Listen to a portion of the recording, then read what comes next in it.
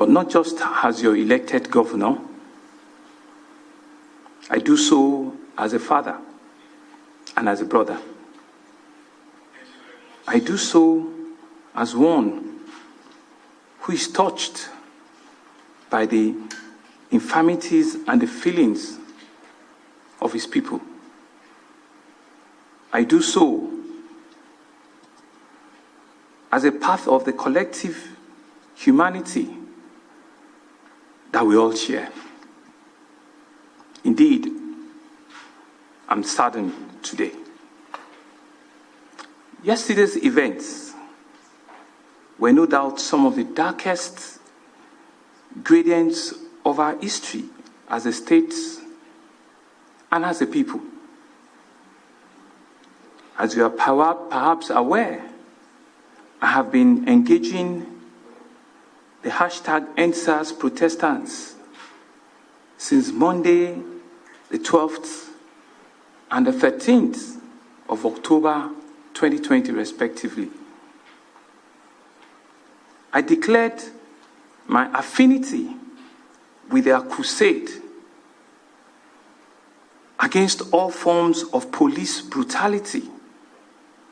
I took all their requests, the hashtag 545, which was a demand that I took to Mr. President Muhammadu Buhari, GCFR, and to the Inspector General of Police, Muhammad Adamu, in Abuja. They were all acceded to from my discussions with them. Indeed, I could say we were making progress, although the pace was slow, and indeed very slow, due to the lack of an acceptable leadership amongst the EndSARS protestants. Fellow Lagosians, events took a different turn from Saturday and Sunday, the 18th October 2020, as criminal elements took advantage of the firm orders handed down to the officers and men of the Nigerian police not to resort to shooting as a rule of engagement. For instance, on Sunday at Ogoloto area in Ikorodu, armed gangs unleashed mayhem on one another and on innocent citizens. Whilst this was happening, other criminal elements joined in attacking other innocent citizens who were returning from church services. There were reported cases of violent robbery. There were reported cases of citizens being raped, and women and girls were scrambling to safety. These were mothers. These were wives. These were sisters. These were daughters of our fellow citizens.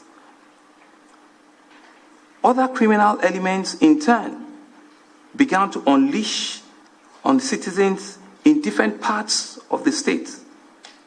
From Fagba in Iju area of Lagos to Ebute Metta, where in Ebute Metta, 19 officers and men of the RRS were severely injured by armed thugs. The level of insecurity in different parts of the state became heightened when the Orile Igomu police station, the Ajeromi in Ajegunle police station, and later the Lasamaja police stations were all razed down by all of these hoodlums, by arsonists. Chaos took another dimension at one of our local government headquarters in Ajeromi local government.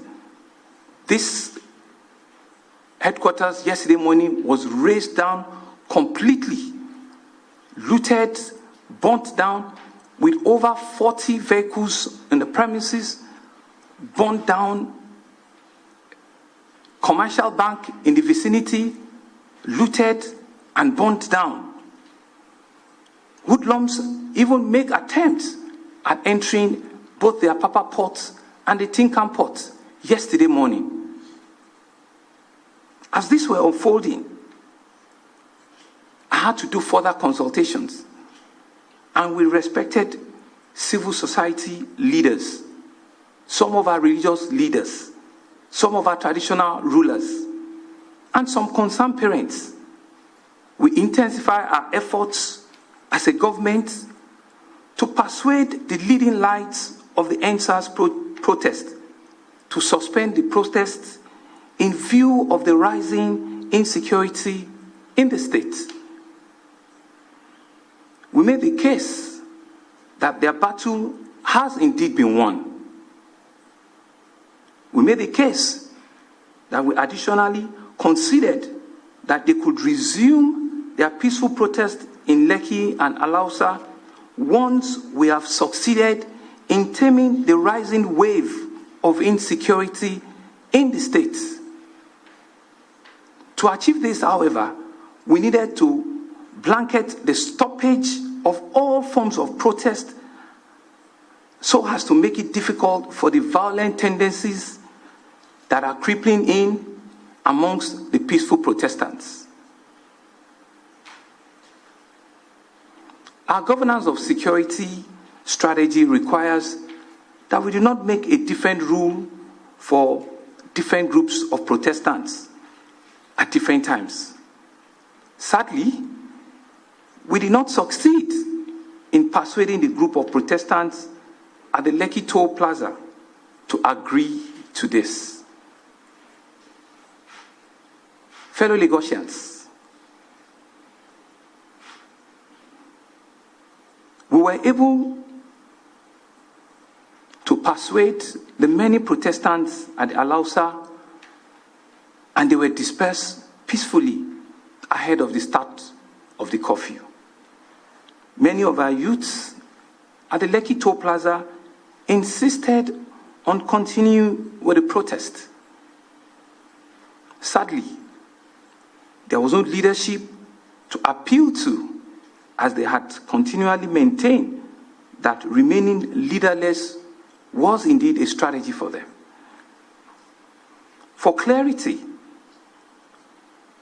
it is imperative to explain that no sitting governor controls the rules of engagement of the military. I have nonetheless instructed an investigation into the ordered and the adopted rules of engagement employed by the officers and men of the Nigerian Army that were deployed to the Lekki toll gate last night.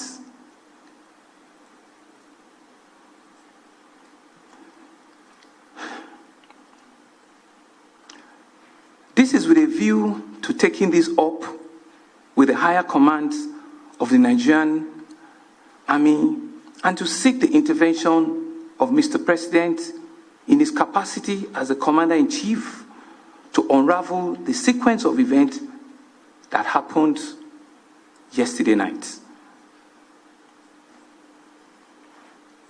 Fellow Lagosians, whilst we pray for the swift recovery of the injured, we are comforted that we have not recorded any fatality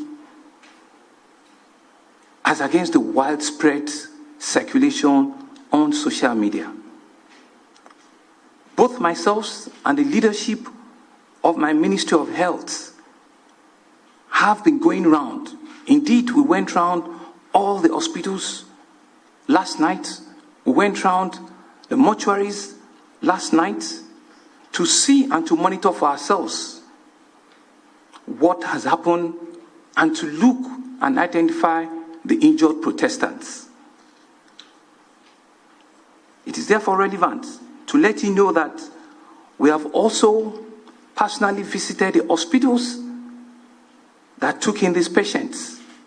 10 patients were at the General Hospital in Lagos, 11 patients were at the 2 locations of the Reddington Hospital, both in Lekki and Victoria Island, and another set of 4 patients were at Vidic and later transferred to the Grenville Hospital, also in Victoria Island and in Aja area. And I want to expressly say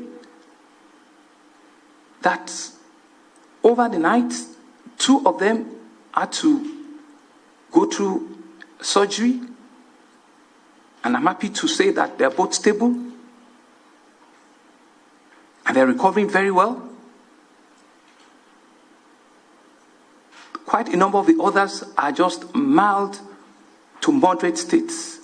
Indeed, 3 of them has been discharged, and I'm told this morning that additional 3 or 4 will be discharged anytime from now.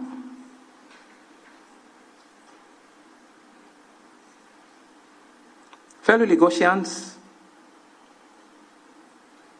in the sensitive mood, with the mood of the nation at this time, I have directed further that we have an immediate suspension of all state activity for the next 3 days, except those that are connected with the governance of security in the state and the management of the current issue. I've also directed that at all public buildings, if we can reach, that would lower the flag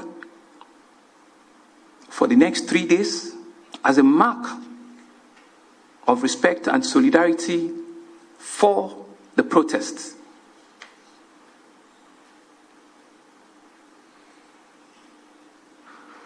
It may seem like the darkest hours of our history as a people. Our sun will rise again. From the present ashes of our morning today, a bright morning shall emerge from the womb of time, and we, as Lagosians, shall rise again. From the lowest place where this incident has thrown us, we shall rise with the wings like the phoenix and regenerate ourselves with new strength for a brighter tomorrow. As we walk this phase in our history, let us remain one resilient people under God with absolute faith, trusting that we shall indeed rise again. Where we're not in faith, I apologize for everything that has happened. I want to once again, and passionately from the depth of my heart, appeal to our teeming youths, to our Protestants, that they should please give peace a chance. There have been several reported cases of arson, of destruction already this morning. I want to plead with parents. I want to appeal to guardians. I want to appeal to our citizens, especially youth, that I am for you. I am with you. I feel the pain, and I understand that indeed you are not happy with what the turn of events had been last night. I want to say once again that as your governor, I will do everything to ensure that every life indeed do matters. Thank you very much for listening.